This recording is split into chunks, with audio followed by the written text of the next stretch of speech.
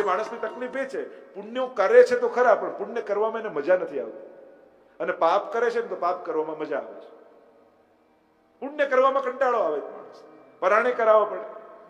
જો દુનિયામાં એ છે, આજ સુધી કોઈને પણ કોઈ મા બાપે એના દીકરાને ગાળો શીખવાડી કે બેટા 2-4 શીખી લે, ઝઘડો હોય તો કામ લાગે? કોઈએ શીખવાડી? બધાને આવડી જાય છે, અને શ્લોકો બેસાડીને ગુખાવા પડે તોય પ્રોપર પ્રોનાઉન્સિએશન ના નીકળે. દુનિયાની તકલીફ જ એ છે. એમે સીધી લીટી કોઈ દોરવાની કે ને, સીધી લાઈન દોર તો બહુ અઘરું લાગે. લીટા જ કરવા હોય તો કાંઈ મહેનતની જરૂર નથી. એમ ઉત્તમ બનવા માટે પરિશ્રમ કરવો પડે, બગડવા માટે કોઈ મહેનત કરવાની જરૂર નથી. મન બગાડવા માટે કોઈ મહેનતની જરૂર હોય? પાણી ઉપર ચડાવવું હોય તો મોટર લગાવવી પડે, નીચે ઉતારવું હોય તો નળ ખોલો ને ટાંકી ખાલી. પતન સાવ સરળ છે, ઉત્થાનમાં પરિશ્રમ છે. અને પરિશ્રમ લાગે જ્યારે પણ જીવનમાં સારી વસ્તુ શીખો ત્યારે અઘરી લાગે. નાના હતા સાયકલ શીખતા હતા, કેવી અઘરી લાગે, પણ ન શીખ્યા હોત તો ચલાવવાની મજા ગુમાવી દેત કે? તરતા શીખવું હોય કેવું અઘરું લાગે, પણ આવડી જાય તો સ્વિમિંગની કેવી મજા આવે. કાર શીખતા હોય ત્યારે કેવું અઘરું લાગે, આ ગેરમાં ધ્યાન રાખવું, આ ક્લચમાં ધ્યાન રાખવું કે એક્સિલેટરમાં ધ્યાન રાખવું, પણ આવડી જાય. કરો છો એ જ, પછી ધ્યાન ચલાવવામાં નથી હોતું, ધ્યાન આજુબાજુમાં હોય છે, પ્રક્રિયા એ જ રહે છે. એમ જ ઉત્થાન પરિશ્રમ માંગે છે, સુધરવા માટે પ્રયાસ કરવો પડે છે. જેમ કોઈને ચેપી રોગ લાગ્યો હોય, સ્વાઇન ફ્લુ થાય કે આવું કોઈ ચેપી રોગ હોય, એની બાજુમાં તમે બેસો તમને ચેપ લાગી જાય, પણ કોઈ પહેલવાનની બાજુમાં બેસો તો તમે પહેલવાન ના થઈ જાઓ. બીમારી સહજ લાગી જાય, પણ પહેલવાન થવા માટે તો આપણે જ કસરત કરવી પડે. એમ બગડવા માટે કોઈ મહેનતની જરૂર નથી, ઉત્તમ થવા માટે પરિશ્રમ કરવો પડે છે. નક્કી કરો ઉત્તમ થવું છે, કારણ કે એ જે ઉત્તમતાનો આનંદ છે ને, એ જ્યારે ચાખો ત્યારે ખબર પડે કે નિર્દોષ રહેવાનો આનંદ કેવો છે, નિષ્પાપ રહેવાનો આનંદ કેવો છે. આપણને તો પાપ જ ચાખ્યું છે એટલે એમાં મજા આવે. જેને ક્યારે પેડા અને રસગુલ્લા ચાખ્યા જ ના હોય, એ ગમે તે સાધારણ જે વ્યક્તિ હોય, પેલો કચુકા ખાતો હોય, એમાં એને મજા આવે. પણ જ્યારે ચાખે કે પેડાની મીઠાશ કેવી છે, ત્યારે એને ખબર પડે કે આ કચુકામાં તો કાંઈ નથી. એ ત્યારે આસ્વાદ કર્યા પછી ખબર પડે. પેલું કહે ને કે પેલું કૂતરું હાડકું ખાતું હોય તો ખરેખર હાડકાને કારણે એના દાંતમાંથી લોહી નીકળતું હોય, અને એને મીઠું લાગતું હોય. હાડકામાં ક્યાં સ્વાદ છે? એ હાડકા ખાવાથી એના દાંતમાંથી લોહી નીકળે, એને મીઠું લાગવા માંડે. એ પોતાનું લોહી ચાખતો હોય, પણ એને એ અનુભવ ક્યાં છે ઉત્તમ વસ્તુનો? જીવનમાં આવું જ છે. ઘણીવાર આપણે જ આપણી વૃત્તિઓને કારણે દુઃખી અને સુખી થઈએ છીએ. તો મને એવા મનુષ્યાણામ કારણમ બંધ મોક્ષયો, મન જ બંધન અને મુક્તિનું કારણ છે, એમ સમજાવી અદ્ભુત ચર્ચાઓ કરી છે. ભવાટવીનું વર્ણન, ભરતવંશના રાજાઓનું વર્ણન, નવખંડ પ્લક્ષાદી દ્વીપો. જો કેટલા હજારો વર્ષ પૂર્વ ભારત વર્ષનું વિજ્ઞાન 5મા સ્કંદમાં છે. ખગોળ વિજ્ઞાન. આપણું ખગોળ વિજ્ઞાન કેવું છે? આકાશીય વિજ્ઞાન. આજે પણ આપણા કેલેન્ડરમાં લખ્યું હોય કે આ પૂર્ણિમા હશે, યા આપણા કેલેન્ડરમાં લખ્યું કે આજના દિવસે ગ્રહણ આવશે, એ જ દિવસે ગ્રહણ આવે. ઋષિઓનું ગણિત કેવું છે? હજારો માઇલો દૂર રહેલા ગ્રહોનો કેવો પ્રભાવ પૃથ્વી પર થાય છે, માણસ પર કેવો થાય છે, આખું ગણિત છે, જેને જ્યોતિષ શાસ્ત્ર આપણે કહીએ છીએ. હમણાં 250 વર્ષ પહેલા શોધાયું કે પૃથ્વી ગોળ છે, પણ આપણા શાસ્ત્રોમાં પહેલેથી શબ્દ હતો ભૂગોળ. પૃથ્વી ગોળ છે. 9 ખંડો, 7 સમુદ્રો, આ બધાનું વર્ણન ભારતના આપણા ભાગવતના 5મ સ્કંદમાં આવે છે. કેટલા ગ્રહોની શું સ્થિતિ છે, કેવા છે ગ્રહો, એનો શું પ્રભાવ છે, આ બધાનો ઉલ્લેખ છે. અદ્ભુત રીતે જ્યોતિષ શાસ્ત્રનું વર્ણન અહીંયા છે. આગળ નરકોનું વર્ણન આવ્યું. ગભરાયા રાજા, અરે જે પાપ કરે એને નરકની કેવી યાતનાઓ ભોગવવી પડે છે.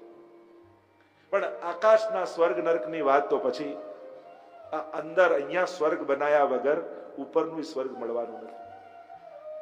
ગુણોની વચ્ચે રહેવું એ જ સ્વર્ગ છે, અને દુર્ગુણોની વચ્ચે રહેવું એ જ નર્ક છે. આપણે નક્કી કરવું સ્વર્ગમાં રહેવું છે કે નર્કમાં.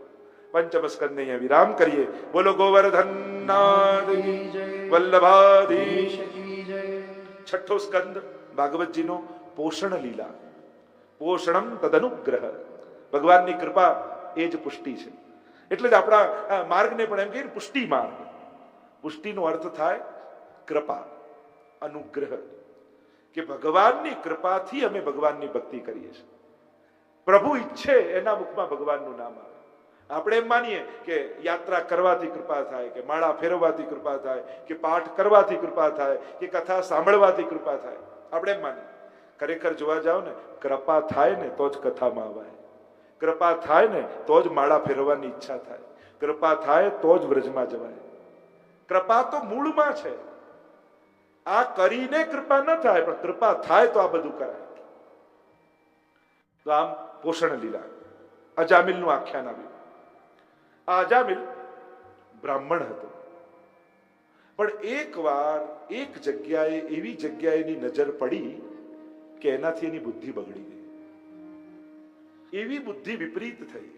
એટલે આપણે એકવાર જોવામાં શું, એકવાર ખાવામાં શું, એકવારથી જ શરૂ થાય. યાદ કરવું સહેલું છે, ભૂલવું બહુ અઘરું છે. જોયેલું, સાંભળેલું, વાંચેલું કોઈ એમ કે ભૂલીને બતાવ તો આપણા હાથમાં નથી. અને એટલા માટે બધું અંકિત થઈ જાય છે. માણસે બહુ ધ્યાન રાખવું. બ્રાહ્મણ હોવા છતાં બ્રાહ્મણનું કર્તવ્ય મૂકી દીધું. પત્ની ઘરને છોડી એક ગણિકા સાથે રહેવા લાગ્યો. એકવાર એ ગામમાં કેટલાક મહાત્માઓ પધાર્યા અને કેટલાક યુવાનો બેઠા હતા. ઝાડ નીચે પૂછ્યું, અહીંયા કોઈ સારો બ્રાહ્મણ છે કે એના ઘરે અમે ભોજન કરીએ? બધાને મસ્કરી સૂજી કે ચલો મહાત્માઓની મજાક કરી. હા, અમારા ગામમાં તો એક બહુ સારો બ્રાહ્મણ છે. કોણ? પેલો અજામિલ. અજા એટલે મોહ, અજ્ઞાન અને અવિદ્યા, અને અવિદ્યા સાથે જે મળેલો છે એ અજામિલ. એના ઘરે તમને બહુ પવિત્ર ભોજન મળશે. અને મહાત્માઓને થયું ઠીક છે ને ત્યાં જઈએ. આવ્યા અજામિલ ને ત્યાં. અજામિલ બહાર ગયો. એની પેલી ગણિકા પત્ની ઘરમાં હતી અને એ પણ ગર્ભવતી હતી. એને બાળક થવાનું હતું. તો એના ઘરે ભોજન આદિ કર્યું અને મહાત્માઓને થયું કે જેના ઘરનું અન્ન ખાધું હોય એનું કલ્યાણ કરવું છે. કારણ કે મહાત્માઓ જેના ઘરની કોઈ કણિકા પણ ખાય ને એના ઘરનું બધું પાપ ખાઈ જતા હોય છે, એવું શાસ્ત્રો કહે છે.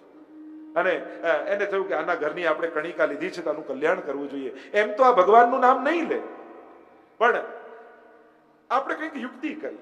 અને યુક્તિ એ કરી કે મહાત્માઓએ કહ્યું કે જો તારે બાળક થવાનું છે તે અમને ભોજન કરાવે. હવે તારે કોઈ દક્ષિણા અમને આપવી જોઈએ, કારણ કે દક્ષિણા વગર ભોજન, બ્રાહ્મણ ભોજન પૂરું ના થાય. જ્યારે પણ બ્રહ્મ ભોજન કરાવો તો કંઈક દક્ષિણા આપવી જોઈએ. તો કે મારી પાસે તો બીજું કાંઈ નથી દક્ષિણા આપવા માટે. તો કે અમારે બીજું કાંઈ નથી જોઈતું, ખાલી એટલું વચન આપ, તારે જે બાળક થાય ને એનું નામ તું નારાયણ રાખજે. કારણ કે મહાત્માઓને એમ થયું કે એમ તો ભગવાનનું નામ નહીં લે, પણ જો દીકરાનું નામ ભગવાનના નામ પર હશે તો દિવસમાં 10 વાર બોલશે ને તો એનો ઉદ્ધાર થઈ જશે. અને આમ વિચાર કરી વચન માંગ્યું. પેલો ઠીક છે, એમાં તમારું કઈ જતું નથી. અને અજામિલને બાળક થયું, એનું નામ રાખ્યું નારાયણ. અને અજામિલને એટલું વાલું, એટલું વાલું, આખો દિવસ એમ કે આજે નારાયણ અહીંયા આવ, નારાયણ આ કર, નારાયણ આ લાવ, નારાયણ અહીંયા આવ. આખો દિવસ નારાયણ નારાયણ નારાયણ નારાયણ ચાલ્યા કરે. 88 વર્ષનો અજામિલ થયો. યમદૂતો દેખાયા, ગભરાયો અને ગભરાઈને પોતાના દીકરાને બૂમ પાડી, નારાયણ. દીકરાએ તો ન સાંભળ્યું, પણ પરમ પિતાએ સાંભળી લીધું. સ્વયં ભગવાને પોતાના પાર્ષદો મોકલ્યા અને યમદૂતો અને પાર્ષદોની વચ્ચે સંવાદ થયો છે. યમદૂતો કહે કે આ બ્રાહ્મણ હોવા છતાં બ્રાહ્મણનું કર્તવ્ય આને કર્યું નથી, આને તો યમલોક અમે લઈ જઈશું. ભગવાનના પાર્ષદો કહે પણ આને અંત સમયમાં ભગવાનનું નામ લીધું છે, એટલે આને તો ભગવાનના ધામમાં અમે લઈ જઈશું. પણ આને તો ક્યાં પુત્રને મોહવશ લીધું છે. ત્યારે પાર્ષદો કહે અજ્ઞાનાદ અથવા જ્ઞાનાદ ઉત્તમ શ્લોક નામ યત સંકીર્તિતમ અઘમ પુંસો દહે દેદો યથા નલઃ. કે ભગવાનનું નામ તો અગ્નિ જેવું છે. અગ્નિમાં જાણતા લાકડું નાખો કે અજાણતા પડી જાય, પણ અગ્નિ તો બાળી જ નાખે છે. એમ ભગવાનનું નામ જાણતા લેવાય કે અજાણતા લેવાય, પણ ભગવાનનું નામ બધા જ પાપોને બાળી નાખે છે. ગમે તેટલો મોટો રૂનો ઢગલો હોય, પણ એક તણખો ઉડે ને બધાને બાળી નાખે. એમ ભગવાનના નામનો એક તણખો આપણા મુખમાંથી નીકળે તો જન્મ જન્માંતરના પાપ બળીને ખાક થઈ જતા હોય છે. ભાય કુભાય અનખ આલસહુ, કોઈ પણ રીતે લો, પણ ભગવાનનું નામ ક્યારેય પણ નિષ્ફળ જતું નથી. અને એટલા માટે આપણે ત્યાં તો વિવેક એ છે કે જ્યારે પણ એકબીજાને મળો તો ભગવાનના નામ સાથે મળો છો. એકબીજાને આપણે જય શ્રી કૃષ્ણ કરીએ છીએ. કારણ કદાચ આની 2 ઘડીની જિંદગી હોય અને છેલ્લે ભગવાનનું નામ આના મુખમાંથી નીકળે ને તોય આનો ઉદ્ધાર થઈ જાય. કોણ જાણે જિંદગીનો વિરામ ક્યારે હોય. એટલે જ્યારે પણ કોઈને મળો, કારણ કે ભગવાનનું નામ લેવું જેટલું પુણ્યકારી છે એટલું ભગવાનનું નામ લેવડાવવું પણ પુણ્યકારી છે. કલિયુગમાં ભગવત નામ લેવાવું. આ તમે લોકો જે મનોરથી થયા છો કથા માટે, ખરેખર કેટલું મોટું પુણ્ય કાર્ય છે, કારણ કે તમે નિમિત્ત થયા તો આટલા લોકોને ભગવાનની કથા મળી છે. તો ભગવાનનું નામ લેવડાવવું એ બહુ મોટું પુણ્ય છે. આપણે આટલું મોટું સત્કર્મ છે, તો આ ઘણું મોટું કાર્ય કહેવાય. આપણે તો આમ પાર્ષદોને ભગવાનને અજામિલને ત્યાં પ્રાપ્તિ થઈ છે. આગળ નારદજીના શ્રાપની કથા આવી. દક્ષ પ્રજાપતિ દ્વારા 60 કન્યાઓના વંશનું વર્ણન આવ્યું. ઇન્દ્ર દ્વારા અપમાન થયું ગુરુનું, દેવતા પદ ત્યાગ્યું. બૃહસ્પતિએ ગુરુપદ ત્યાગી દીધું અને વિશ્વરૂપને ગુરુ બનાવ્યા દેવતાઓના. અસુરોના ગુરુ છે શુક્રાચાર્ય અને દેવોના ગુરુ છે બૃહસ્પતિ. પણ દેવતાઓનું ગુરુપદ ત્યાગી દીધું અને ન ગુરુ થયા, ન ગુરા થયા, એટલે ભય લાગ્યો કે હવે કોઈ પણ સંજોગોમાં આપણું પતન થઈ શકે છે. કારણ કે શાસ્ત્ર કહે છે ગુરુ વગર રહેવું એ પણ એક દોષ અધ્યાત્મ જગતમાં માન્યું છે, એને એક અપરાધ માન્યો છે. અને અહીંયા થયું કે હવે કેમ કરીશું, તો વિશ્વરૂપને ગુરુ બનાવે. એમણે નારાયણ કવચની વિદ્યા આપી, જેનાથી રક્ષા થાય, જેનાથી ભગવાન આપણું રક્ષા કરે. પણ વિશ્વરૂપને 3 મુખ હતા. એની માં અસુર કુળની હતી, એટલે યજ્ઞમાં થોડો ભાગ આવે ને અસુરોને આપી દેતા. ઇન્દ્રને ખબર પડી અને ગુરુ હત્યા એનાથી થઈ ગઈ, બ્રહ્મ હત્યા થઈ ગઈ. 4 જગ્યાએ બ્રહ્મ હત્યા વાટી. પણ જે વિશ્વરૂપના પિતા હતા ત્વષ્ટા, એને આવ્યો ક્રોધ કે મારા પુત્રને ઇન્દ્રએ માર્યો છે, તો ઇન્દ્રને મારે એવો પુત્ર હું યજ્ઞ કુંડમાંથી પ્રગટ કરીશ. એવો યજ્ઞ કરીશ કે એમાંથી એવો પુત્ર પ્રગટ કરીશ કે જે ઇન્દ્રનો વધ કરશે. યજ્ઞનું આયોજન કર્યું. યજ્ઞ કર્યો તો ખરા, પણ યજ્ઞના મંત્રમાં ભૂલ પડી અને ઇન્દ્રને મારે એની જગ્યાએ ઇન્દ્રથી મરે એવો પુત્ર પ્રગટ થયો. વૃત્રાસુર પ્રગટ થયો. વિકરાળ છે, વિશાળ છે, અને લડવા માટે સેનાઓને તૈયાર કરીને આવ્યો છે ઇન્દ્રની સામે. ઇન્દ્ર ગભરાયો, શું કરું? ભગવાન દધીચી મુનિએ અસ્થિના દાન આપ્યા, પોતાના અસ્થિના દાન આપ્યા. એટલે ઘણીવાર આધ્યાત્મિક જગતમાં અંગ દાન માટે ઘણી બધી ખોટી ધારણાઓ છે કે અંગનું દાન કરાય કે નહીં. આજકાલ બહુ મુવમેન્ટ યુકેમાં અને બધી જગ્યાએ ચાલી રહી છે. પણ શાસ્ત્ર આપણે ત્યાં ભાગવતજીમાં ઉલ્લેખ આવે છે કે દધીચી મુનિએ પોતાના શરીરનું દાન કર્યું, અને એટલા માટે અંગ દાન એ કોઈ અપરાધ નથી, એનાથી કોઈ અધોગતિ કોઈની થતી નથી. કારણ કે આપણે ત્યાં જીવાત્મા જતો રહે પછી આ દેહને સ્થૂળ દેહ માન્યો છે, એને નશ્વર માન્યો છે, એને પંચભૌતિક માનવામાં આવ્યો છે, એટલે પંચભૌતમાં એ લીન થઈ જાય છે, એટલે એને અપરાધ નથી માન્યો. અરે આપણે ત્યાં તો અંતિમ કર્મોમાં અનેક પ્રકારની વિધિઓ પણ છે. એના વસ્ત્રોની પણ વિધિનો ઉલ્લેખ આદિ છે, એના કોઈ એક અંગની પણ વિધિનો ઉલ્લેખ આદિનો પણ ઉલ્લેખ છે. અને એટલા માટે જ્યારે કોઈ સત્કર્મ થતું હોય તો એ સત્કર્મ કરી ક્યાંક તમારા દ્વારા કોઈને જીવન મળતું હોય તો એમાં ખચકાતા નહીં. અને એની પાછળ ચર્ચાઓ પણ છે, એની શાસ્ત્રાર્થ પણ છે, અને ઘણા બધા એની ચર્ચા વિચારણાઓ પણ છે. પણ દધીચી મુનિએ આ સમયે પોતાના અંગનું અસ્થિઓનું દાન આપ્યું, એમાંથી વજ્ર બન્યું, અને ઇન્દ્રએ વજ્ર લઈ અને વૃત્રાસુર જોડે લડવા માટે આવ્યો. અને વજ્રમાં વૃત્રાસુરને પરમાત્મા દેખાયા, અને પરમાત્મા દેખાયા, મૃત્યુ નિકટ છે સમજાયું, અને 4 શ્લોકમાં વૃત્રાસુરે સ્તુતિ કરી. અદ્ભુત સ્તુતિ છે. ઘણા લોકો પૂછતા હોય કે અમે મંદિરમાં ભગવાન આગળ ઉભા હોઈએ ત્યારે શું બોલવું જોઈએ? બને તો આ 4 શ્લોક યાદ કરી લો. આ બોલો, ઠાકોરજી આગળ શું માંગવું એ આમાં કહે છે. અહમ હરે તવ પાદૈક મૂલ દાસાનુદાસો ભવિતાસ્મિ ભૂય મનસ્મરેતા સુપતે ઋણાસ્તે ગૃણીત વાક કર્મ કરોતુ કાય. પ્રભુ આપના દાસનો દાસ હું થાઉં, મારી આંખો આપના દર્શન કરે, મારું મન આપનું ગુણગાન કરે, દાસનો દાસ મને બનાવ. પ્રભુ કે કંઈક તો માંગ મારી પાસે, તું માંગે તને આપીશ. અને ત્યારે વૃત્રાસુર બોલ્યા, નનાક પૃષ્ઠમ ન ચ પારમેષ્ઠ્યમ ન સાર્વભૌમમ ન રસાધિપત્યમ ન યોગ સિદ્ધિ અપુનર્ભવમ વા સમંજસત્વા વિરહૈય કાંક્ષે.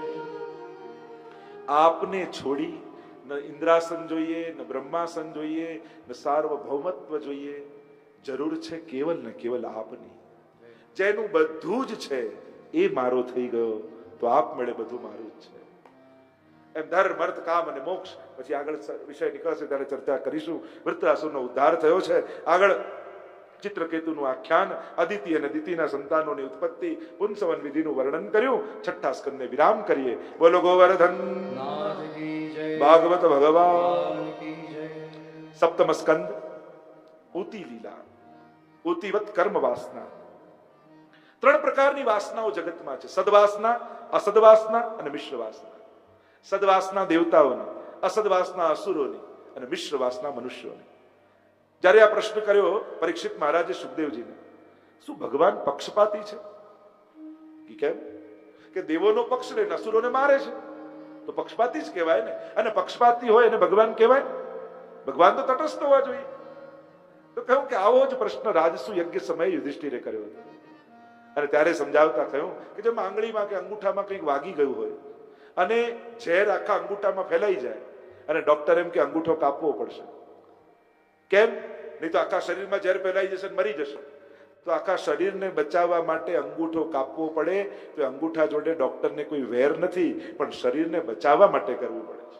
એમ ભગવાન ઘણીવાર અસુરોને મારે, દેવોનો પક્ષ લે, એમાં ભગવાનને પક્ષપાત કોઈ છે નહીં. ભગવાનનો તો એક જ ઉદ્દેશ્ય છે, ધર્મ સંસ્થાપનાર્થાય સંભવામી યુગે યુગે. એમને તો એક જ રસ છે, ધર્મની સ્થાપના થવી જોઈએ. એ અસુરોને બચાવીને હોય કે મારીને હોય, એ દેવોને મારીને હોય કે બચાવીને હોય, ભગવાનને રસ ધર્મની સ્થાપનામાં છે. આમ આના પ્રસંગમાં પ્રહલાદજીનું આખ્યાન સંભળાવ્યું. કારણ કે જયારે હિરણ્યાક્ષને ભગવાને માર્યો ત્યારે હિરણ્યકશિપુને એનો ભાઈ, એને થયું કે મારા ભાઈને માર્યો છે તો વિષ્ણુને છોડીશ નહીં. વનમાં જઈને તપ કર્યું. બ્રહ્માજી પ્રસન્ન થયા, અને પ્રસન્ન થયા ત્યારે વરદાન માંગ્યું, દિવસે ન મરું, રાતને ન મરું, આકાશમાં ન મરું, પૃથ્વી પર ન મરું, મનુષ્યથી ન મરું, પ્રાણીથી ન મરું, 12 મહિનામાં ન મરું, ઘરની અંદર ન મરું, ઘરની બહાર ન મરું. બ્રહ્માજી કહે તથાસ્તુ, અને તથાસ્તુ કહી દીધું. અરે હિરણ્યકશિપુને તો એમ થયું કે હવે તો હું અમર થઈ ગયો, કોઈ સંજોગોમાં મારી મૃત્યુ સંભવ નથી. નગરમાં ઢંઢેરો પીટાવ્યો, રાજા ભગવાન છે, ભજવો હોય તો રાજાને ભજો, નામ લેવું હોય તો રાજાનું લો, ભગવાન જેવું દુનિયામાં કોઈ નથી. ચારે બાજુ સંદેશ આપ્યા, મને જપ. પણ જ્યારે હિરણ્યકશિપુ તપ કરવા ગયો અને એમની પત્ની કયાધુ ગર્ભવતી હતી ત્યારે નારદજી સાથેનો સત્સંગ થયો છે. ગર્ભમાં જ પ્રહલાદજીને ભગવત સત્સંગ મળ્યો અને જન્મતાની સાથે ભગવાનના ભક્ત બન્યા. ત્યારે પોતાના પુત્રને ભણાવવા માટે અસુર નીતિ માટે બોલાવવામાં આવ્યા શુક્રાચાર્યના શિષ્યોને, અને કહ્યું કે આને અસુર નીતિ ભણાવો. પણ જ્યારે ગુરુ ભણાવીને જાય ત્યારે બાળકોને ભેગા કરીને પ્રહલાદજી હરિના નામનું કીર્તન કરે છે. એકવાર પિતાએ બોલાવ્યા અને કહ્યું કે શું ભણ્યો બતાવો. તો કહ્યું કે પ્રભુની ભક્તિ 9 પ્રકારની હોય છે: શ્રવણમ કીર્તનમ વિષ્ણોઃ, સ્મરણમ પાદ સેવનમ, અર્ચનમ વંદનમ દાસ્યમ, સખ્યમ આત્મનિવેદનમ. પિતાજી, ભગવાનની ભક્તિ 9 પ્રકારની. પિતા કહે કે આ બધું શીખવાડે છે કોણ તને? ત્યાં અસુર નીતિ ભણ, અને જો ભગવાનનું નામ નહીં છોડે તો મારી નાખીશ તને. પિતાજી, બચાવનારો અને મારનારો પરમાત્મા છે, તમે કાંઈ કરી શકો એમ નથી. એમ છે તો તને જો કુવામાં નાખ્યા, વિષવાળા ભુજંગ સર્પથી દંશ દસાવવાની કોશિશ કરી, હાથીના નીચે પગની નીચે કચડાવવાનો પ્રયાસ કર્યો, હોળીમાં અગ્નિમાં જળ સળગાવવાનો પ્રયાસ કર્યો, પણ ભગવાનનું નામનો આશ્રય કર્યો, ભગવાનને બધેથી ઉગારી દીધો. પિતાને થયું કે કેમ કરીને આને પાઠ ભણાવવો પડશે. એકવાર પોતાના દરબાર હતા એમાં બોલાવ્યા પ્રહલાદને, અને એક થાંભલાને અગ્નિથી ખૂબ તપાવ્યો. કહ્યું કે હવે મારી વાત નહીં માને તો આ થાંભલા જોડે આને બાંધી દઈશ એટલે આ સમાપ્ત થઈ જાય. સભામાં સિંહાસનમાં રાજા બેઠા છે. હિરણ્યકશિપુ પ્રહલાદને ઉભો રાખ્યો અને કહ્યું, ભગવાનનું નામ છોડે છે કે નહીં? અરે પિતાજી, ભગવાનનું નામ તો મારા શ્વાસે શ્વાસે રોકાયેલું છે, બંધાયેલું છે, કેમ છોડું? એ તો શ્વાસની સાથે જ હશે. અરે તું ભગવાન ભગવાન કરે, ક્યાં છે તારો ભગવાન? અને બધે જ છે તો આ થાંભલામાં છે. પ્રહલાદ તો પ્રસન્ન થઈ ગયો. પિતા કહેવા લાગ્યા, જો થાંભલામાં હોય તો ભેટ જો છે મારે તારા પરમાત્મા. પ્રહલાદ તો રાજી થઈ ગયા કે પ્રભુ કૃપા કરજો, પહેલી વાર મારા પિતાને ભગવત દર્શનની ઈચ્છા થઈ છે. એને નિરાશ ન કરતા આજે એને દર્શન આપજો. અને પ્રહલાદજી એક એક ડગલું ભગવાનનું લેતા લેતા આગળ વધી રહ્યા છે. ચારે બાજુ દેવતાઓ આકાશમાં આવી ગયા છે, દુંદુભીઓના નાદ કરવા લાગ્યા છે, નગારાઓ વગાવવા લાગ્યા છે, શંખનાદ અને મધુર ધ્વનિઓ થઈ રહી છે, પુષ્પ વર્ષા કરવાની તૈયારીઓ કરે છે. એક એક ડગલું આગળ વધતા વધતા વધતા વધતા જ્યાં એ તપાયેલા થાંભલાને બાથ ભીડી ત્યાં કડાક થઈને શોર થયો. બોલો નરસિંહ ભગવાન કી જય. લાલ લાલ આંખોની કેસવાળીઓ ઉડી રહી છે, ક્રોધાયમાન થઈ રહ્યા છે પરમાત્મા, અને આવ્યો આવેશ અને દોડ્યા છે પરમાત્મા. અપનો જન પ્રહલાદ, અપનો જન પ્રહલાદ ઉબાર્યો, અપનો જન પ્રહલાદ ઉબાર્યો, અપનો જન પ્રહલાદ ઉબાર્યો, અપનો જન પ્રહલાદ ઉબાર્યો. નર અને સિંહ બંનેનું યુગલ યુક્ત સ્વરૂપ છે. અને જ્યાં નરસિંહ ભગવાનને જોયા, હિરણ્યકશિપુ ગદા લઈને દોડ્યો છે, ભગવાન એને ખોળામાં લઈ ગુર્રાટીઓ ભરતા પરમાત્મા ગોદમાં લઈને એને આવ્યા છે. મહેલના ઉંબરાની વચ્ચે બેસી ગયા પરમાત્મા, ખોળામાં લીધો હિરણ્યકશિપુને. જો તું આકાશમાં નથી, પૃથ્વી પર નથી, મારી ગોદમાં છું. મારી સામે જો, હું પશુ નથી, મનુષ્ય નથી. ચારે બાજુ જો, દિવસ નથી, રાત નથી, સંધ્યાકાળ છે. તું ઘરની અંદર નથી, બહાર નથી, ઉંબરા પર છું. 12 મહિનામાં એકે મહિનો નહીં, અધિક મહિનો ચાલે છે. મારા નખ જો, અસ્ત્ર નથી, શસ્ત્ર નથી, અને જ્યાં પેટમાં ઘુસાડી અને ચીરી દીધો છે હિરણ્યકશિપુ. હાહાકાર થઈ ગયો ત્રૈલોક. ક્રોધાયમાન થઈ રહ્યા છે પરમાત્મા. સિંહાસન પર જઈને બિરાજ્યા છે. જીવવાથી લપ લપ લપ લપ લપ લપ અવાજ થઈ રહ્યા છે. ક્રોધમાં એવા ધગધગી રહ્યા છે પરમાત્મા. દેવતાઓ ગભરાયા, જો આ ક્રોધ શાંત ન થયો તો પ્રલય થઈ જશે. કોણ બનાવે? લક્ષ્મીજી તો સ્વરૂપ જોઈને ભાગી ગયા. દેવતાઓને થયું જેના માટે અવતાર લીધો છે એને કહીએ. પ્રહલાદને કહ્યું તું શાંત કર પરમાત્માને. અને નાનકડો પ્રહલાદ નિર્ભય બની અને પરમાત્માની નિકટ આવીને ઉભો રહ્યો. અને પરમાત્માએ ભાગવતજીએ લખ્યું કે એને ઉચકીને પોતાના ખોળામાં બિરાજમાન કરે. અને એક ગાય પોતાના વાછરડાને ચાટે એમ ભગવાન નરસિંહ એ પ્રહલાદને વહાલ કરીને ચાટી રહ્યા છે. ભગવાનની આંખમાં આંસુ આવી. પ્રહલાદ, તારા જીવનમાં આટલા સંકટો આવ્યા, તોય તે મને ન બોલાવ્યો, તે મારી પાસે કઈ માંગ્યું નહીં. પ્રહલાદ કહે, ભક્તિ કરીને માંગીએ તો વેપારી કહેવાય. મારે વેપારી નહીં, મારે તો ભક્ત બનવું છે. પણ ભગવાન કહે કે હું તને કઈ આપવા ઈચ્છું છું. કારણ કે જ્યારે જ્યારે હું ભક્ત પાસે જાઉં અને ભક્તને આપીને આવું ને તો મને ભગવત્તાનો આનંદ આવે છે. ભક્ત મારી પાસે માંગે તો મને ખુશી થાય છે. પણ ભક્તની ભાવના જુદી છે. પ્રહલાદ કંઈક માંગે. જ્યારે બહુ જ કહ્યું ત્યારે પ્રહલાદે કહ્યું, જો આપ આપવા જ ઈચ્છતા હો તો એટલું માંગુ છું કે મારા પિતાની અધોગતિ ન થાય એવી કૃપા કરજો. કે તારા જેવું બાળક કોઈના ઘરે થાય એની તો 21 પેઢીઓ એમને એમ તરી જાય. સુંદર સ્તુતિ પ્રહલાદજીએ કરી છે. પ્રભુ આપ કોઈ સાધનથી પ્રસન્ન થતા નથી, કેવલ પ્રેમથી આપ પ્રસન્ન થાઓ છો. એમ કહી સપ્તમ સ્કંદને વિરામ આપીએ, પ્રવેશ કરીએ અષ્ટમ સ્કંદમાં. અષ્ટમ સ્કંદ મન્વંતર લીલા. અને અદ્ભુત કથા આવી ગજેન્દ્ર મોક્ષની. ત્રિકૂટ પર્વત છે, એની નીચે એક વિશાળ વન છે, અને એમાં આ ગજેન્દ્ર હાથી રહે છે. और ये गजेंद्र यानी जीवात्मा, क्योंकि जीवात्मा अपना परिचय भूतकाल से देता है. कोई भी किसी से पूछो, गाड़ी थी कि हाँ थी, कोठी थी हाँ थी, पत्नी थी हाँ थी, हर एक में जो हाथी हाथी करे वो हाथी है, और वही जीवात्मा है. मोटो परिवार, मोटो कुटुंब.